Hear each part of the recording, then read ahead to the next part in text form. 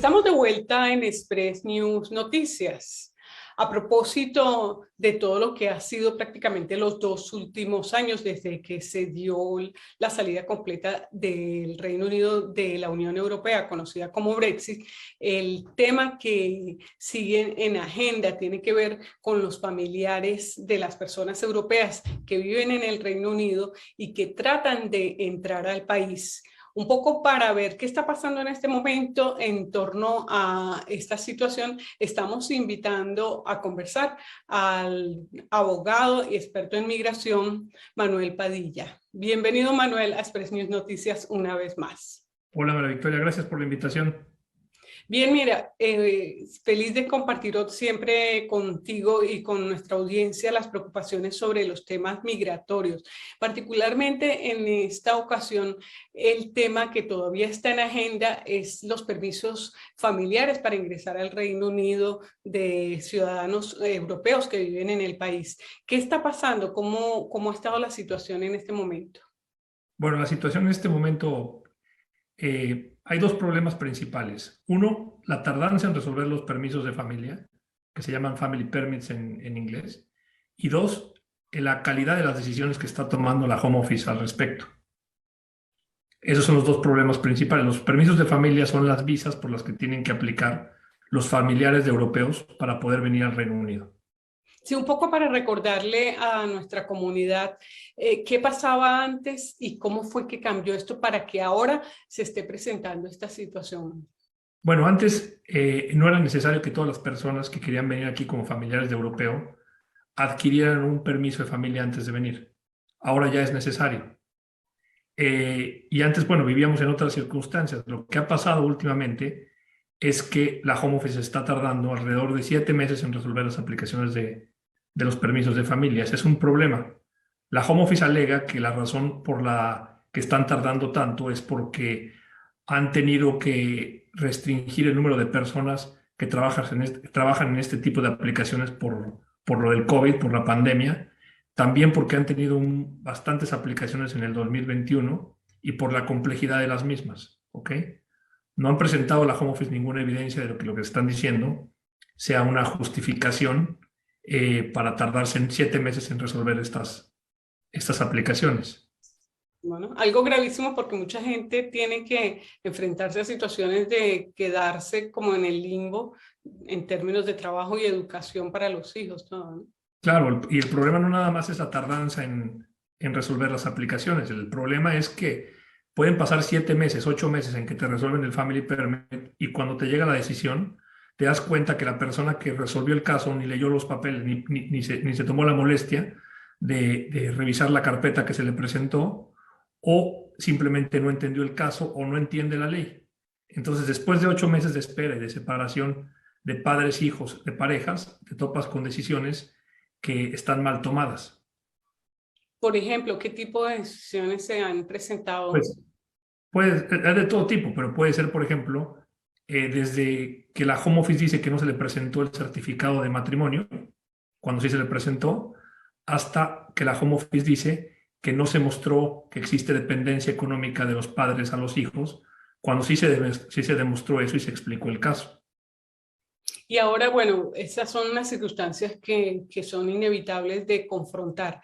Para evitar eso, las personas que quieran traer a sus familiares, ¿cuál es la recomendación que tienen que hacer para al menos garantizar un mínimo de posibilidades de que se cumpla y que logren el objetivo?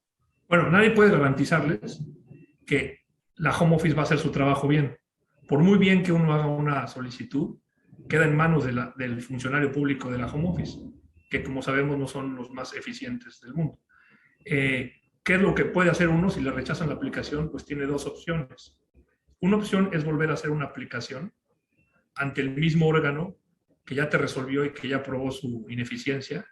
O la segunda opción es apelar la decisión ante un juez.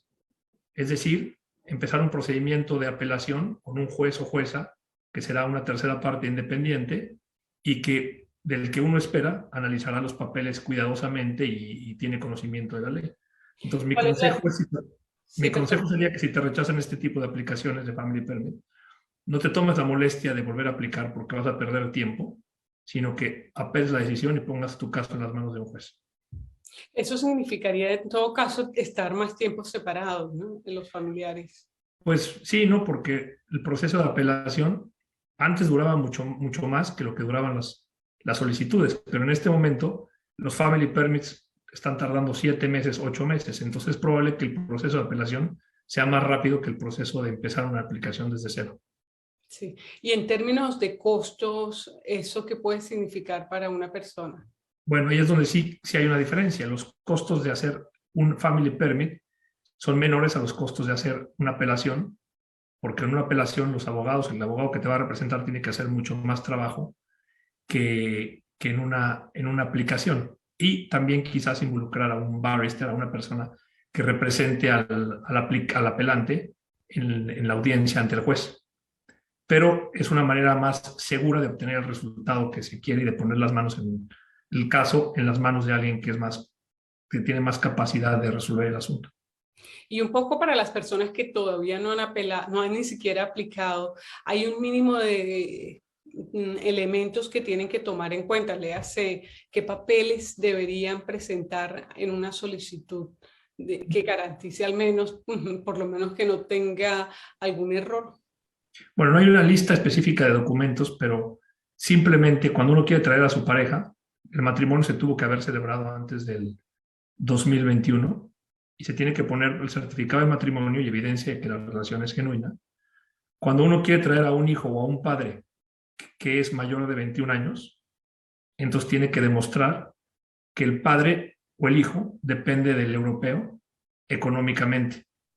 Y no nada más mostrar esto con envíos de dinero, sino explicando las circunstancias de la persona en su país de origen. No es suficiente mostrar los recibos, sino también se tiene que mostrar si la persona tiene una propiedad, si tiene una pensión, cuáles son sus gastos en su país de origen, así como cuáles son los gastos y los ingresos de la persona que está patrocinando la visa. Sí, bueno, y en el caso de las personas que, supongamos, han tenido una relación ya después del 2021, ¿qué pasa? Bueno, las personas que se casan después del 2021 ya no pueden venir al Reino Unido con un family permit, con un permiso de familia y registrarse bajo el EU Settlement Scheme.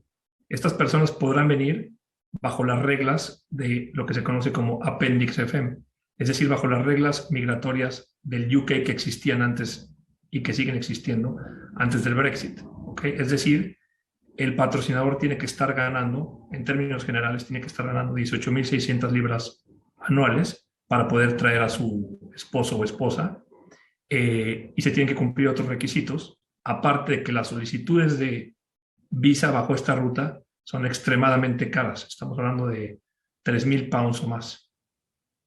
Wow. Y bueno, y aquí estamos conversando con el abogado Manuel Padilla, él es experto en temas migratorios. Y bueno, cambiando de puntos de vista, hay una preocupación o un interés por saber qué es lo que está pasando con estas nuevas rutas que, si se quiere, de mejorar la situación migratoria, especialmente de los niños aquí en el Reino Unido. Eso forma parte del trabajo que vienes haciendo con nosotros en Express News. Exacto. Bueno, finalmente, y dejando un poco al lado la amargura, finalmente la Home Office nos da un poco de buenas noticias después de tanto tiempo de puras malas noticias. Y estas son cambios a las reglas migratorias que benefician a menores de edad y que benefician a jóvenes adultos de entre 18 y 25 años, que entraron en vigor el 21 de junio, me parece, y que simplemente permiten que estos adquieran la residencia indefinida más rápido de lo que lo hacían anteriormente. Sí, y eso obviamente significa un ahorro de dinero también, ¿no? Claro, también significa un ahorro de dinero porque los niños, por ejemplo, un niño que nace en el Reino Unido y que pasa los primeros 7 años de su vida aquí, va a poder acceder a la residencia indefinida directamente, no va a tener que esperar 10 años para adquirirla y hacer 4 aplicaciones, una aplicación más extensión, extensión, extensión y luego la indefinida para poder adquirirla, es decir, lo adquiere inmediatamente y eso significa un ahorro de tiempo y de dinero. Sí, ahora, pero el otro tema también, y sobre todo en el marco de la crisis de altos costos, mucha gente que está aquí con rango de residencia y que tienen que renovarlas se están enfrentando a la dificultad para esa renovación porque no cuentan con los recursos. Se había hablado de la posibilidad de hacerles, como le llaman, un free waiver o algo parecido, Waiver, sí. que permitan que puedan actualizarse sin tener que hacer esos pagos. Sí, exacto. Los fee waivers llevan existiendo ya desde hace un rato. Pero bueno, es alguna posibilidad para las personas que no tienen la cantidad exorbitante que cobra la home office por hacer las aplicaciones. Pueden solicitar antes de mandar su aplicación una solicitud de fee waiver, es decir, que no les cobren por la aplicación. Por ejemplo, una familia de 4 personas que tiene que hacer la extensión de visa tendría que pagar más de 10,000 libras para hacer la extensión. Nadie tiene esa cantidad de dinero, entonces lo que puede pedirle a la home office 1 antes de mandar la solicitud de visa es que no le cobren por esa solicitud, siempre y cuando se demuestre que el dinero no existe en la cuenta de banco y que uno no se ha estado gastando el dinero en los últimos 6 meses para evitar el pago de las tasas de la home office. Bueno, muy interesante. Entonces, 3 puntos muy importantes en el día de hoy. Por un lado, la situación difícil que viven todavía las personas que buscan que sus familias europeas se instalen en el Reino Unido. Muy negativa esa, ¿no? Y por último, déjame agregar una noticia que también es buena, es la existencia de fee waivers para personas que hacen las aplicaciones desde fuera. Okay. Eso es algo muy nuevo que acaba de salir a mediados de junio, que antes no existía, y ahora cuando haces una aplicación desde fuera, si demuestras que no tienes el dinero, vas a poder también solicitar que no te cobren por la aplicación. Y también las solicitudes de nacionalidad de menores. Y en ese caso, en las personas que están fuera del país y quieren ingresar, ¿qué elementos tienen que tomar en cuenta para que no tener que pagar? Lo mismo, tienen que demostrar que la persona que está aplicando y que su sponsor, que normalmente es la pareja, no tiene los recursos suficientes para cubrir las tasas de la home office. Se tienen que dar los estados de cuenta bancarios, los recibos de nómina, etcétera. Y esto mismo aplica para las solicitudes de nacionalidad de menores de edad, que ya pueden pedir que no se les cobren por las aplicaciones. Bueno, como siempre, soluciones mixtas, ¿no? Exactamente. Algunas noticias, bueno, en este caso tuvimos buenas y malas. Normalmente son malas, pero bueno, aquí hay algo positivo para los menores de edad y para los adultos jóvenes y para las personas que aplican desde fuera.